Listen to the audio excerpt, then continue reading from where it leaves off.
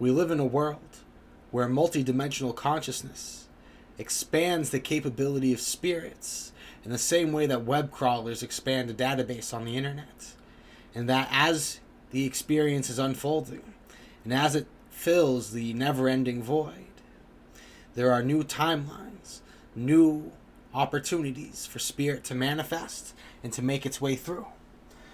Some timelines have more weight to them and influence over the general infrastructure of consciousness.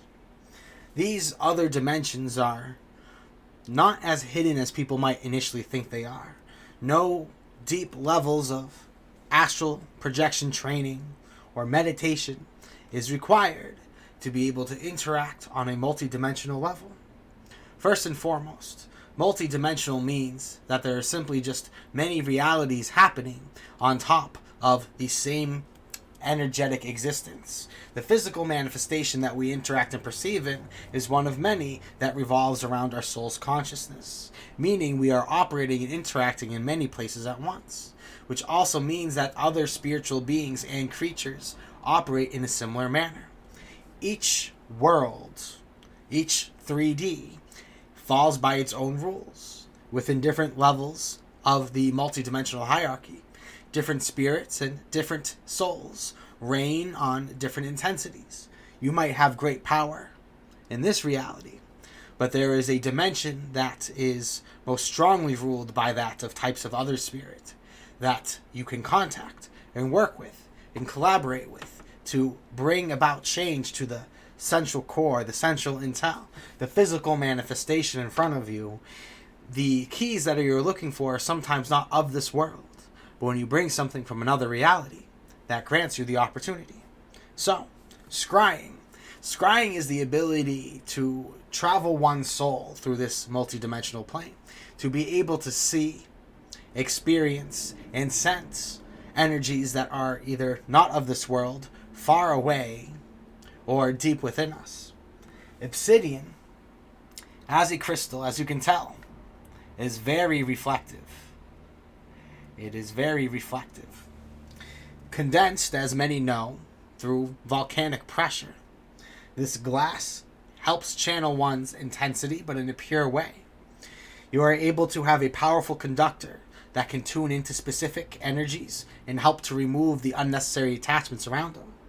It makes obsidian a powerful stone for ceremonial and magical work, because when we are looking to tune in to specific spirits, we are looking to connect with them and channel and communicate. Obsidian maintains a powerful transmission and makes it so static and outside forces are not able to interrupt. Obsidian is not just about your ability to channel with other spirits, other beings, other energies, but also to go deep within you. It is a stone that serves well to cleanse negative energies and to help to focus on the cultivation of one's highest spiritual traits. So, how does one use a mirror to scry, or a scrying orb? How does one do this art? You don't need specifically obsidian, but obsidian is significantly powerful. Famous occultists such as John Dee and Aleister Crowley have used obsidian mirrors to perform their work to connect with the angels and spirits within the system of Enochian magic. You can use your bathroom mirror to divinate. You can use the reflection of water. You can use the reflection of other crystals. It doesn't have to necessarily be obsidian. You know, this is a selenite orb, and it has a very light and mild reflection, which gives ample space for scrying. In fact, selenite will bring about a certain type of spirit, but you'll find that obsidian is a stone without bias. An obsidian is a stone that shows just the truth and doesn't biasly attach towards specific types of energy. You get what you're asking for. So making it a very powerful tool, but for one who does not know their self, it becomes a very dangerous tool. So scrying is done through a reflection. You can scry in even the eyes of the gaze of another if you can see yourself, because you are seeing into someone else's lens, to someone else's reality, which unfolds into different dimensions in different ways, in which you might exist in a different light. So scrying begins with finding your preferred area to gaze. finding a place that is like a sanctuary for you, where you are at peace, there's no interruption. When we are gazing with a mirror, it's a little different, not too much different than gazing with a ball. We are forming a line of direct transmission.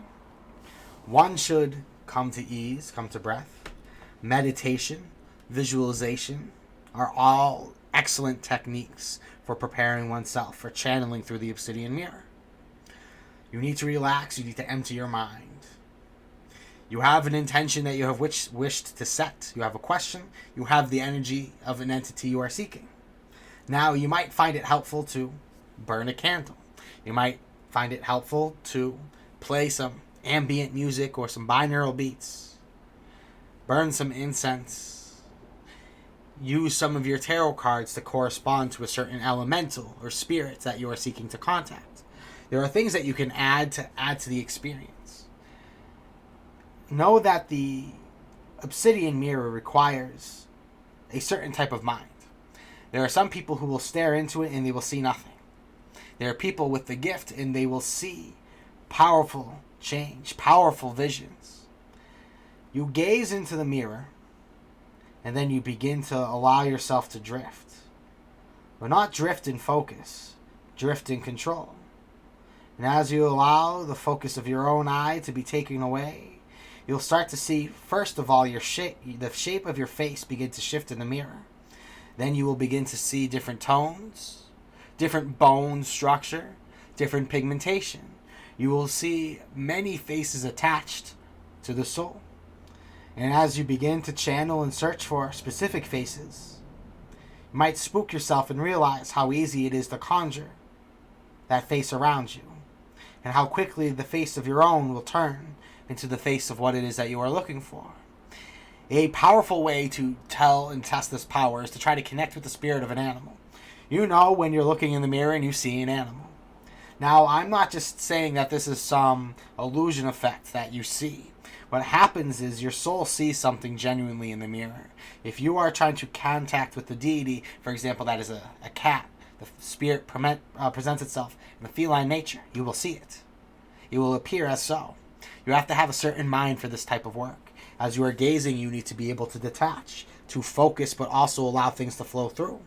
You are not always trying to put your energy through the mirror. You're trying to open up the mirror like it is a portal. You are trying to make it so that it is accessible for energy to flow through after you've set your intention. And then you have a direct transmission with that being. Your psyche, the most important part, will begin to shift. The visions that you see will not match the power of communication and transmission you will feel. That will be a symbolic confirmation that is very cool, in many ways is very trippy, but it is not the sole purpose to have the vision. What is more important is to have the soul communion. And the Obsidian mirror opens up a portal that does not get interrupted. That's why Obsidian is so powerful, is because it is up to the caster to decide where its energies and channels are set to. So lose yourself, lose your gaze. You may ask questions. You'll find your focus coming back as you choose to speak and participate more, but then lose it and allow yourself to see what appears. Now, when you meditate with this creates a powerful channel for spirits, anything coming from angels to demons, in between, fairy, elemental. Many different types of energies will come through if you invite them through the portal. Now, when does what I personally prefer scrying with a mirror? Because the intensity, the focus, the channeling. Where is scrying with an orb a little bit different? Scrying with an orb is, I find, better for evocation arts. If you're looking to invoke and also evoke, mirror, great. But the way that light bounces off of the orb is in a way that casts it around you, in a symbolic sense to manifest your guardian. So I find this simply that for gazing, for going deep within, I do not find the same effect from the Obsidian ball as I do the Obsidian mirror. I will find much more interesting shifts in my own personal avatar when I look in the mirror. More, I'll get just the psychedelic effects when I'm using the orb. But when you look into the mirror and you detach and you gaze, you will see things that are not your own face. It will be powerful. It is something that will change you. And you will feel the energies of souls coming through. The reason why we do soul work is so that we can gain experience and knowledge without having to begrudgingly experiencing it ourselves. If you are invoking knowledge, you will save yourself time, energy, and effort in gathering that energy and knowledge the other way. And you are able to prepare yourself for certain type of works, attitudes, and bring about the energy within yourself necessary so that you can perform. You also can find secrets hidden by the divine, secrets of spirits, whereas words keep the gates of knowledge within the human language. When you step into this multidimensional consciousness, knowledge is not so easily kept from you.